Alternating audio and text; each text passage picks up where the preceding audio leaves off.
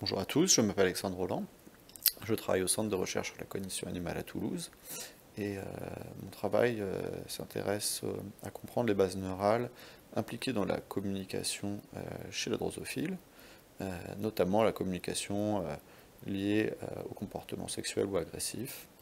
Donc chez ce modèle dont les outils génétiques sont assez pratiques car ils nous permettent notamment d'exprimer des rapporteurs d'activité neuronale dans le cerveau en targetant précisément certaines régions et ainsi obtenir par exemple des traces d'activité, donc par exemple comme des changements d'influx calcique. Donc la drosophile est un modèle de choix qui a des comportements assez aboutis et très stéréotypés. Donc là on a un exemple de deux mâles drosophiles qui sont en train de s'engager dans un combat pour défendre leurs ressources nutritives. Donc ici une gelée à base de fruits. Et donc ce qu'on observe, c'est que pendant cette phase d'agressivité, les drosophiles donc, vont d'abord passer par des phases d'observation, puis de rencontre, et selon le partenaire qui se trouve en face, s'engager dans un combat un peu plus effréné, avec du boxing éventuellement, des actions un petit peu plus poussées.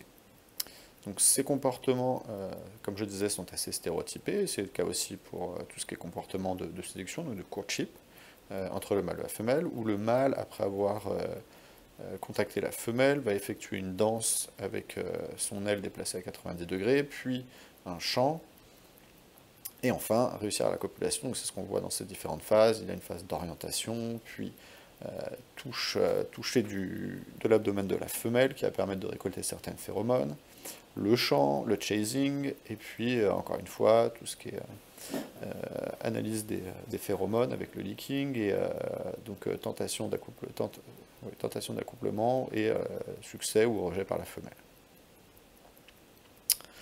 Donc ces comportements sont hautement réguliers donc, par des composés qui servent à la communication. Donc c'est des composés chimiques qui se trouvent chez la femelle et le mâle, et au niveau de l'abdomen, sur la cuticule. Donc.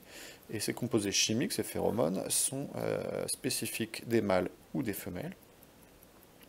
Et donc, selon le type de composé chimique qu'on retrouve sur la cuticule, soit du mâle, soit de la femelle, ils vont induire soit un comportement reproducteur, soit un comportement agressif.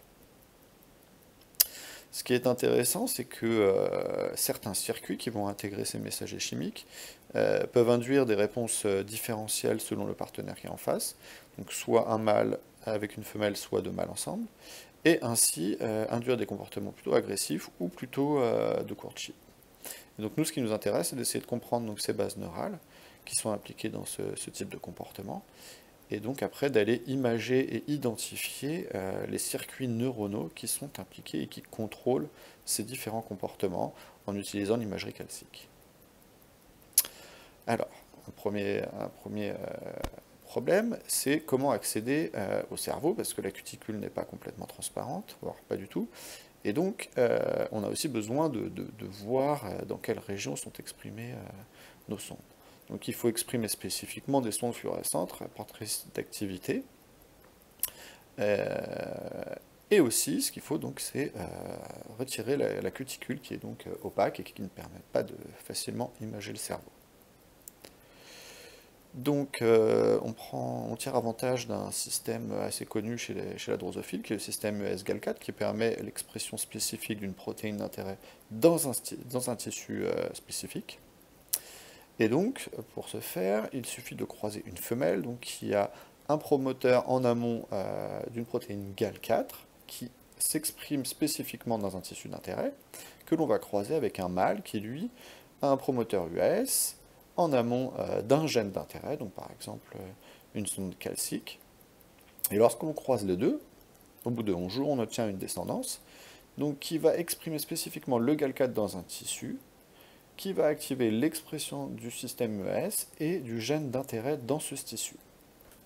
Ainsi, on obtient l'expression par exemple de notre sonde GCAM, donc une sonde calcique qui permet de visualiser l'activité neuronale, dans un dans une sous-région du cerveau des mushroom body, donc des corps pédonculés, qui sont des centres intégratifs de la mémoire olfactive chez la drosophile.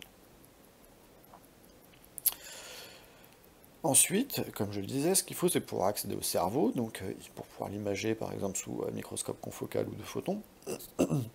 Et donc on a besoin d'accéder au cerveau, donc de retirer la cuticule. Donc c'est quand même une partie qui est un petit peu difficile, un petit peu pointue. Et donc c'est quand même un travail de longue haleine. Donc au tout début, ça commençait un petit peu comme ça. Quand je suis arrivé au laboratoire, on m'avait présenté les dissections et je n'étais pas tellement convaincu de son efficacité, notamment parce que ce qui nous intéresse, c'est quand même soit de leur présenter des traces ou des stimulus olfactifs, donc qui nécessitent de passer par les antennes, soit des stimuli phéromonaux, donc plutôt en contact avec les pattes. Et donc ça c'était la méthode quand j'ai commencé au laboratoire. Et puis avec le temps, j'ai voulu un peu améliorer cette méthode pour libérer les antennes, et puis les pattes, donc je me suis basé sur la littérature, et au fur et à mesure j'ai essayé de changer un petit peu la méthode de dissection, en essayant de coller la mouche au niveau du thorax pour pouvoir libérer bien les antennes. Bon, c'était pas super convaincant, hein, mais les pattes étaient libres, ce qui nous intéressait pour l'étude des phéromones.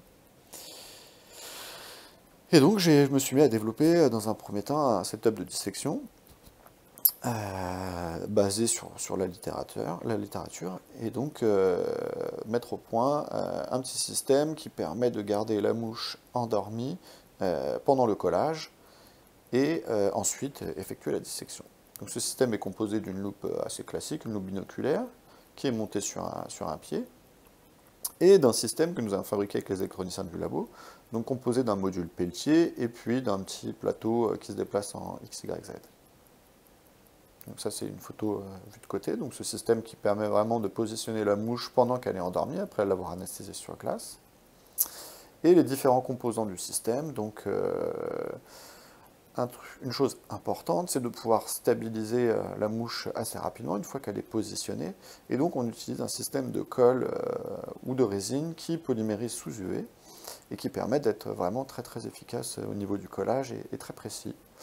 Et ce qui nous permet ensuite de disséquer le cerveau avec des pinces très très fines. Donc ça c'est un petit cartoon de la présentation. Donc une fois que la mouche est préparée, donc ce qui se passe c'est qu'on a une minutie qui va nous permettre de fixer la tête de la mouche entre la tête et le thorax en fait, avec une petite goutte de colle pour immobiliser cette région, qui va être polymérisée sous UV.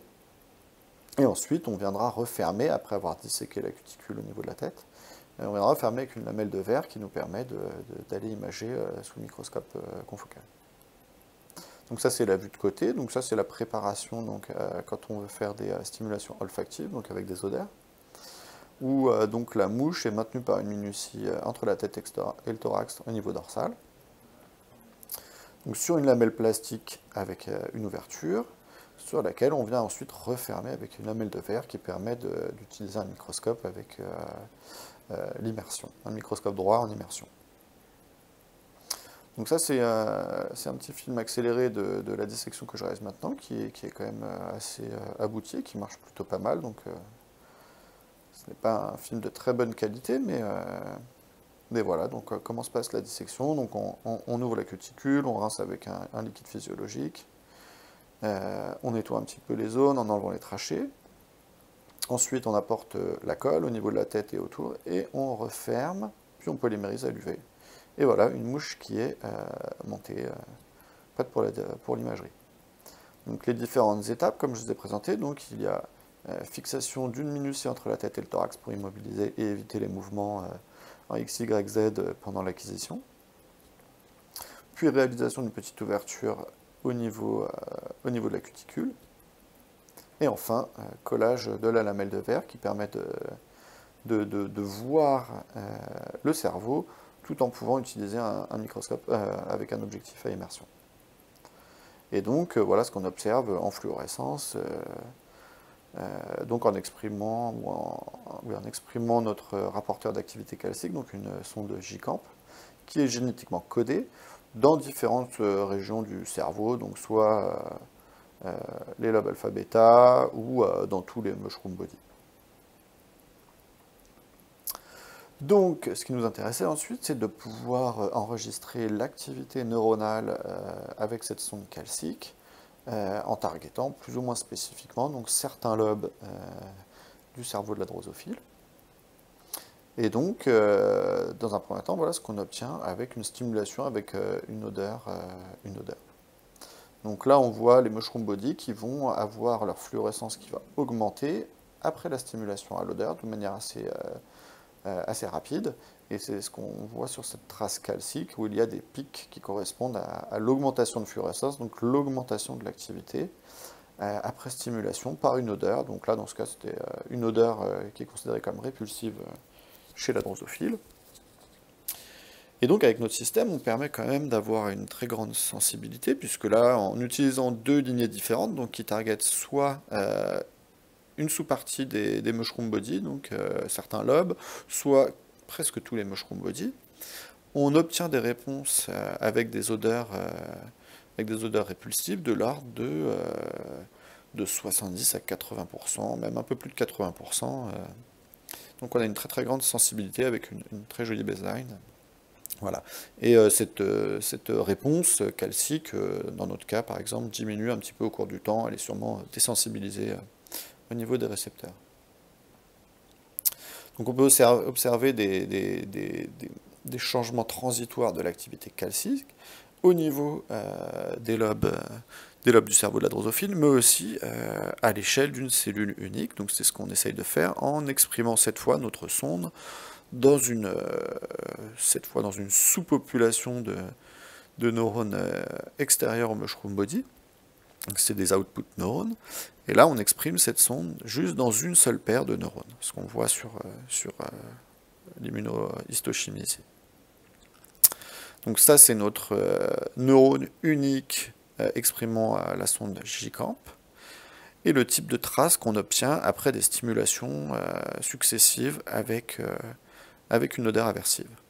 Donc on a une baseline qui est un petit peu moins jolie quand même que quand on a un groupe de neurones réunis ensemble, donc on a une trace qui est beaucoup plus propre, mais on a quand même une augmentation ou un changement de l'activité calcique de l'ordre de 20 à 30% pour un seul neurone, et puis toujours cette diminution de la réponse au cours du temps. Donc nous, ce qui nous intéresse quand même assez particulièrement aussi, c'est tout ce qui sert à la communication entre individus et leur reconnaissance, donc qui passe beaucoup par, donc, bien sûr, les signaux visuels et olfactifs, mais aussi par les signaux gustatifs via des phéromones, qui sont des composés clés dans la reconnaissance des individus.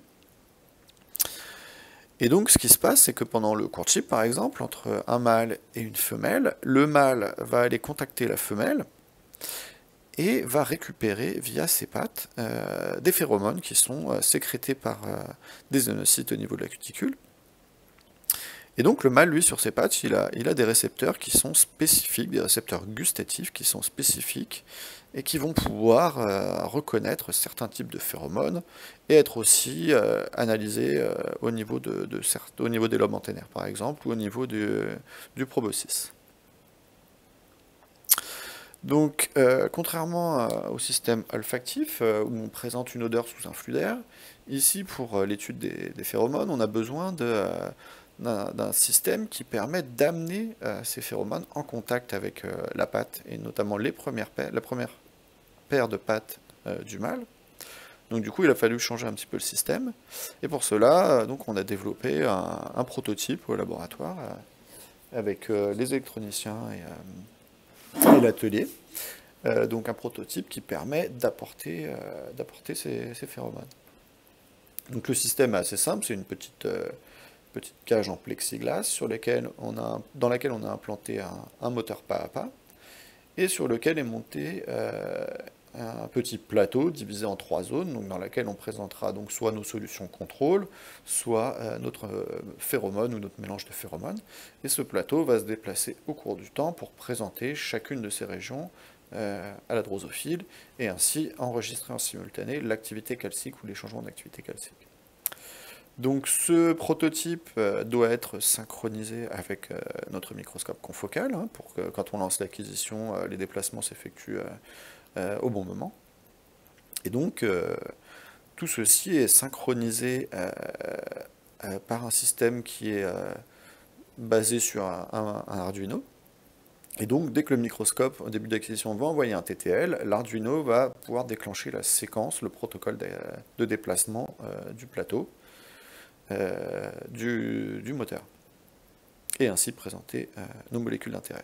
Donc la préparation de la drosophile, dans notre cas, est un tout petit peu différente, parce que du coup, il faut que la drosophile puisse marcher sur ce plateau, donc qu'elle soit relativement droite dans le plan.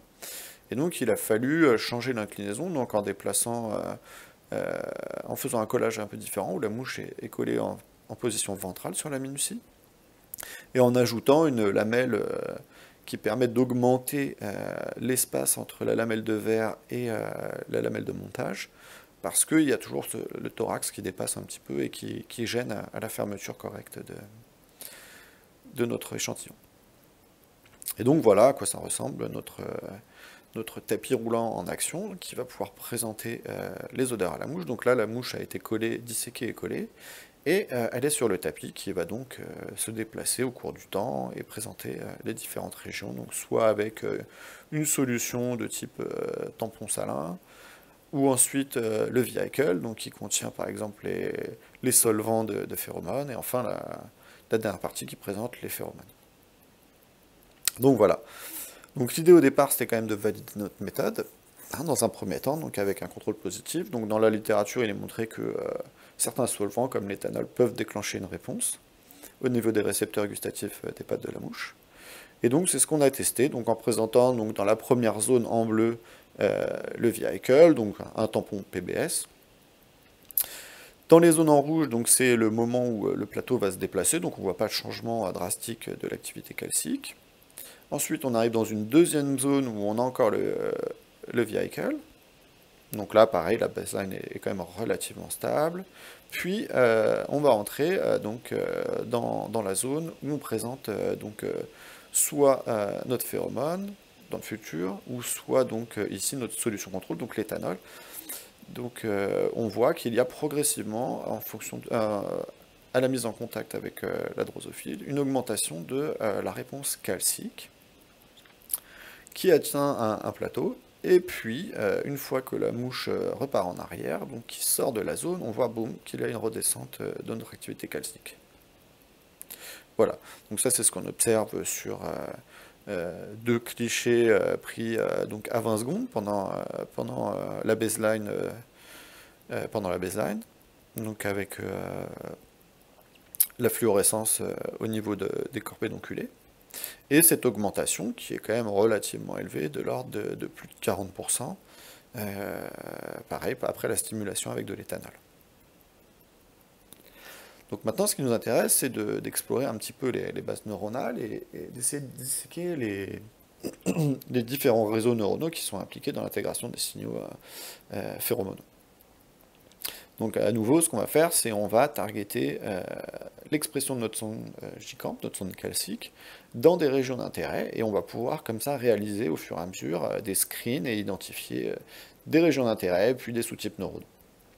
Donc ça, c'est vraiment le début. Donc en exprimant donc, notre sonde calcique dans les lobes horizontaux, et on voit qu'au cours du temps, il y a un changement donc, de l'activité calcique, tout d'abord en présentant notre vehicle, donc dans notre cas c'est quand même un mélange de solvants organiques qui sont assez forts, donc qui sont capables d'engendrer une réponse de plus de 20%, et en présentant notre mix de phéromones, on observe quand même qu'il y a une augmentation encore plus accrue de cette réponse calcique, de l'ordre de 10-15% au-dessus de celle du vehicle.